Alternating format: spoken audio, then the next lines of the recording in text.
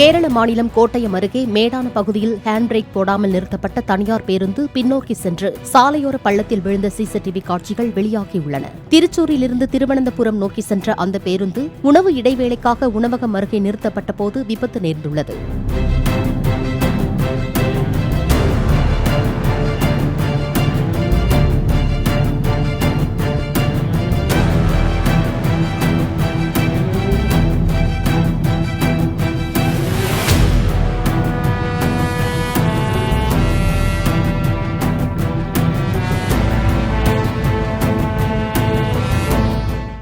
Play store மற்றும் app ஸ்டோரில் இருந்து பாலிமர் செயலியை QR கோடு மூலம் பதிவிறக்கம் செய்யுங்கள்.